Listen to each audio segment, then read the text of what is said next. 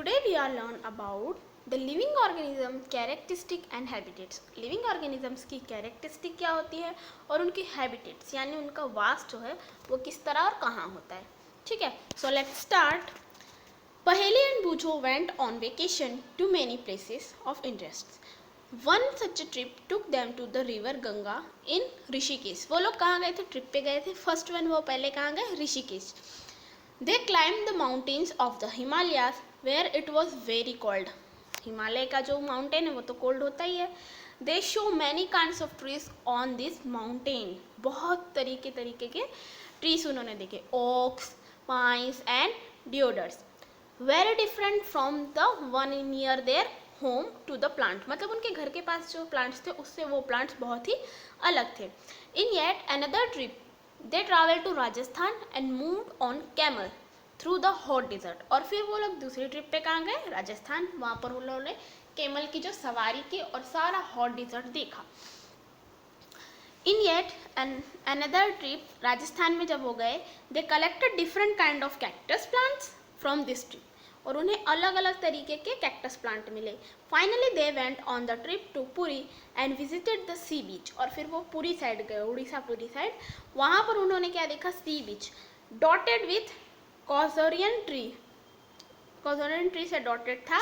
While recollecting all the fun that they had on this trips a thought struck them.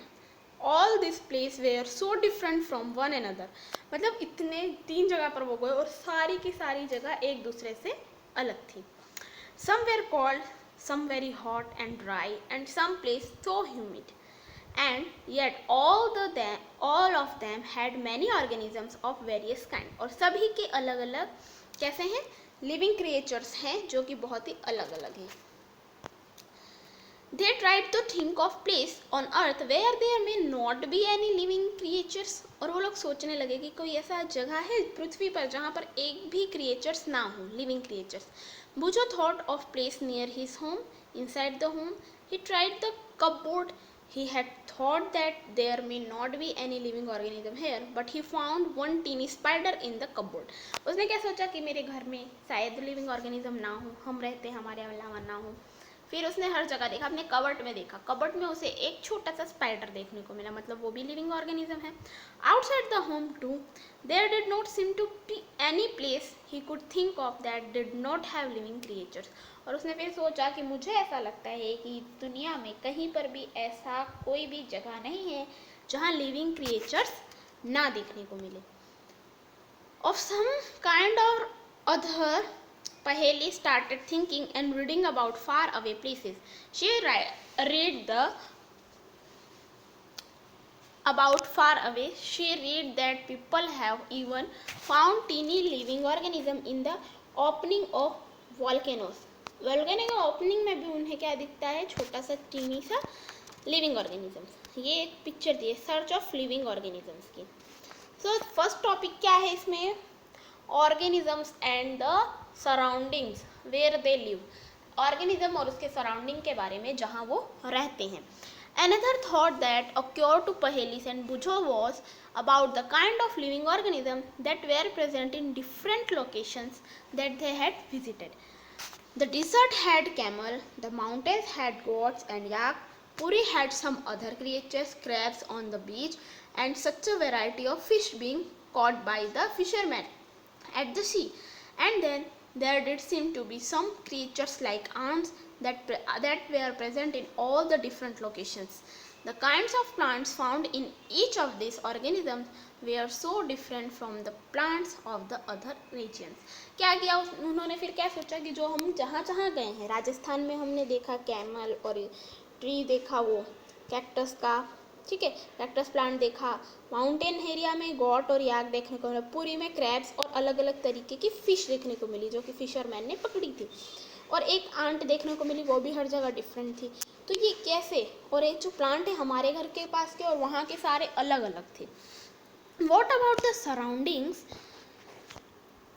इसमें क्या दिया? Activity दिया. Let us start with a forest. Think of all the plants, animals and objects that can be found there. List them in column 1 of table 9.1. List thing, animal and plants found in the other region that are also shown in the table. You can collect the examples stretched through this chapter to fill table 9.1. Discuss also with your friends, parents and teachers to find more examples to fill the table. You can also consult many interesting books in libraries that talk of animals, plants and minerals of different regions. मतलब ये आपको activity दी है, वो आप अलग अलग जगह से कलेक्ट करके लिख सकते हैं. Try and include many plants, animals and objects, big and small, in each of the column in this table. Do what kind of object will we find that may not be animal or plants? Perhaps part of plant like dried leaves or parts of animals like bones. We may also find different kind of soils and pebbles. अलग अलग तरीके का हमें सब कुछ मिला है. Water is the ocean. In the ocean may have salted dissolved in it. Discussed in chapter 5. There could be many more objects. मतलब ओशियन जो है उसमें क्या होता है, सॉल्ट होता है, सॉल्ट वाटर होता है ना. As we go through the chapter, keep adding more example to table 9.1. जैसे जैसे हम आगे पढ़ेंगे वैसे वैसे 9.1 में आपको अलग अलग ऐड करते जाना है. ये दिया आपको table 9.1. In forest, on mountain, in desert, in the sea and any other. जहाँ जहाँ पे जो चीज़ें मिलती, प्लांट, एनिमल, इंसेक्ट, कुछ भी अलग मिलता है वो आपको इसमें लिखना है. We will discuss the table as we travel through many more interesting places. Next है हैबिटेट एंड एडेप्शन. हैबिटेट और एडेप्शन मतलब उनका जो रहने का वास है वो, और वो किस तरीके से एडेप्ट करते हैं उसके बारे में. What do you find from the plants and animals listed in activity 1? Did you find a large variety in them? Look at what you have entered in the column for the desert and the column for the sea. In table 9.1, did you list very different kind of organism in these two columns? What are the surrounding like in these two regions? मतलब जो ये है desert area और सी वाला area, तो दोनों में क्या, देखो डिजर्ट एरिया में आपको कैमल देखने को मिलता है, कैक्टस प्लांट देखने को मिलता है, ठीक है. और जो ये है शी वाला एरिया, वहाँ पे आपको क्या मिलता है, क्रैब्स, फिशेस, ये सारी शी वाली मटेरियल्स मिलते हैं. और उसमें आलगी वगैरह आपको मिलेगी, प्लांट्स वगैरह जो होते हैं वो. In the sea plants and animals are surrounded by saline, यानी सॉल्टी वाटर से सराउंडेड रहते हैं. Most of them use the air dissolve in water, जो एयर उसमें डिजॉल्व रहती है उसका यूज़ करते हैं. There is a very little water available in the desert, और डिजर्ट एरिया में क्या है, बहुत ही कम पानी रहता है. It is very hot in the day time and very cold in night in the dessert. Day time में गर्म होता है, नाइट टाइम में ठंडा होता है. The animals and plants of the desert live on the desert soil and breathe air from the surrounding, और वो सॉइल में रहते हैं और उसके आसपास के वातावरण से वो एयर लेते हैं. The sea and the desert are very different surroundings and we find very different kind of plants and animals in these two regions, isn't it? Let us look at two very different kind of organisms from the desert and the sea, a camel and a fish. ठीक है, एक camel एक fish है. The body structure of a camel help it to survive in desert condition. जो camel का body structure है वो क्या करता है, उसे सपोर्ट करता है, ठीक है, कैमल को सरवाइव करने के लिए उससे उसमें वो हेल्प करता है. Camel have long leg which help to keep their bodies away from the heat of the sand. मतलब जो गर्मी है ज़मीन की, ठीक है, उससे उसे दूर रखने के लिए उसके लेग कैसे होते हैं, बड़े बड़े और लंबे लंबे, ठीक है. They exits small amount of urine, urine बहुत छोटा कम करते हैं. देयर डंग इज ड्राई, उनके डंग जो होते हैं वो भी ड्राई होते हैं. And they do not sweat, और वो स्वीट नहीं करते. Since camel lose very little water from their bodies, और इस वजह से वो अपने बॉडी से बहुत ही कम पानी जो है उसे वेस्ट करता है, निकालता है. They can live for many days without water, और इस वजह से वो बहुत ज़्यादा दिनों तक बिना पानी के रह सकते हैं. Late us look at different kind of fish. Some of these are shown in figure 9.3. There are so many kinds of fish, but do you see that they all have something common about their shapes? वो shapes में कैसी होती हैं, same होती हैं. All the ones shown here have the streamlined shaped that was discussed in chapter 8. shape helps them move inside water. Fish have slippery scales on their body. Slippery scales होती हैं. These scales protect the fish and also help in easy movement through water. उनके help करते हैं. We discuss in chapter 8 that fish have flat fins and tails that help them to change direction and keep their body balance in water. उनकी body को water में balance रखने के लिए. Gills present in the fish help them to use oxygen dissolve in water. और जो oxygen है वो किसके थ्रू फिश लेती है, तो वो गिल्स के थ्रू लेती है. ठीक है. We see that the feature of a fish help it to live inside water and the feature of the camel help it to survive in the desert. मतलब दोनों के जो फीचर्स है वो उन दोनों को अपने अपने रीजन में रहने के लिए, सर्वाइव करने के लिए बहुत ही अच्छे से रहते हैं. जैसे कि कैमल दिया हुआ है आपको, ये डिजर्ट एरिया में रहता है. We have taken only 2 example from a very wide variety of animals and plants that live on the earth. मतलब हमने सिर्फ 2 ही ऐसे रीजन्स लिए हैं और उसके बारे में बताया है. In all this variety of organisms, we will find that they have certain features that help them live in the surrounding in which they are normally found. ठीक है. The presence of specific feature or certain habits which enable a plant or an animal to live in its surrounding is called adaptation. मतलब वो किस तरीके के माहौल में रहते हैं वो उस तरीके के उसमें ढल जाते हैं और उस वजह से उन्हें सफ़र करना यानी सर्वाइव करना बहुत ही ईजी हो जाता है.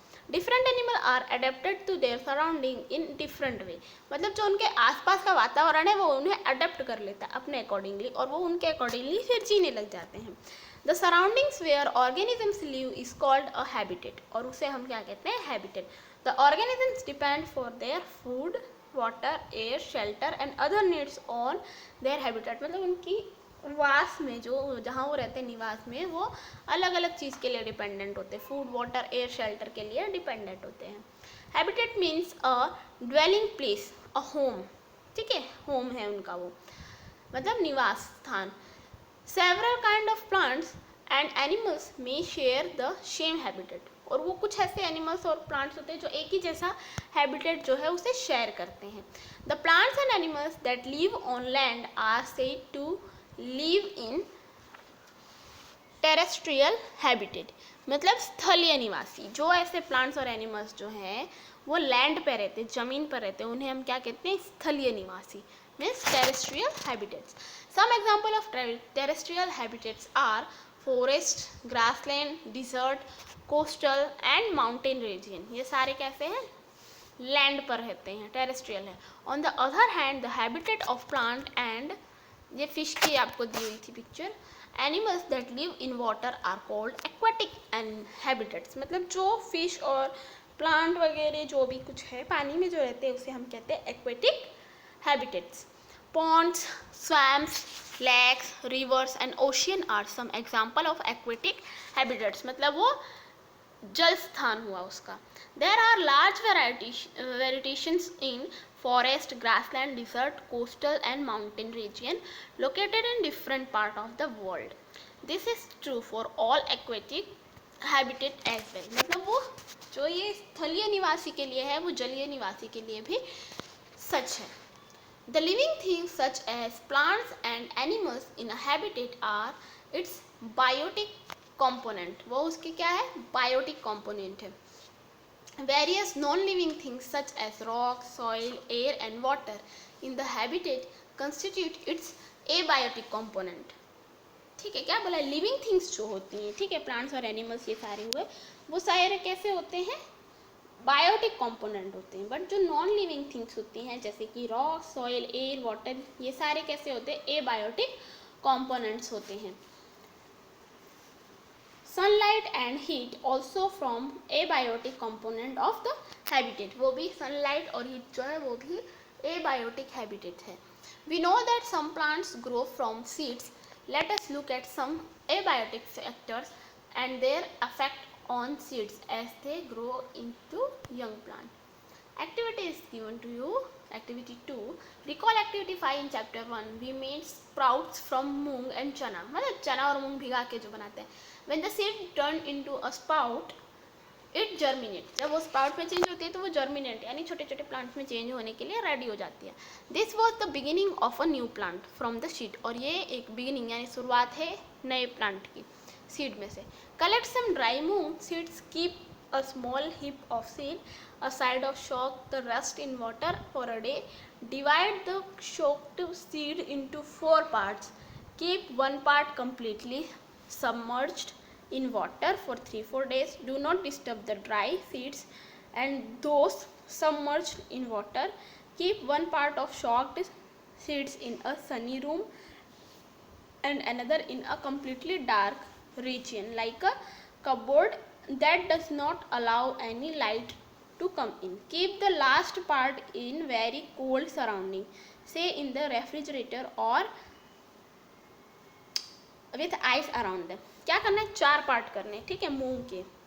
एक को क्या करना है, 3-4 दिन तक सिर्फ पानी में भिगो के रखना है। एक को ऐसे सूखा ही रख देना है, उसमें उसको डिस्टर्ब नहीं करना है। एक को ऐसे रखना है शोक करके, पानी में भिगो करके फिर उसका पानी निकाल करके इसे सनी रूप में रखना है जहाँ पर धूप आ जाती हो। एक को कहाँ रखना है, कोल्ड प्लेस पे रखना है, जहाँ एक को डार्क प्लेस में रखना है और एक को एकदम कोल्ड प्लेस पे रखना है, बर्फ़ के बीच में या फिर रेफ्रिजरेटर के अंदर। Set this 3 parts of to germinate by rising them and draining the water every day. What do you notice? After a few days, do the seeds in all the 5 parts germinate equally? मतलब 5 part के 5 parts में germinate हो रहा है। Do you find slower or no germinate in any of this? किसी में slow हो रहा है, किसी में हो ही नहीं रहा, ऐसे फाइंड किया। Do you find the abiotic factor like air, water, light and heat are very important for growth of plant? ये सब कुछ प्लांट की ग्रोथ के लिए इंपॉर्टेंट है। In fact this abiotic factors are important for all living organism. और ये जो एबायोटिक फैक्टर्स हैं जो कि नॉन लिविंग है वो भी लिविंग थिंग्स के लिए बहुत ही ज़रूरी है। ये आप ट्राई करना। We find that organism exist in very cold and as well as very hot climate and surrounding, isn't it? How do they manage to survive? That is where adaptation come in. ये adaptation कहाँ से आता है, ये सारी चीज़ें इसमें दी हुई है, ठीक है। फिर इसके बाद क्या दिया है,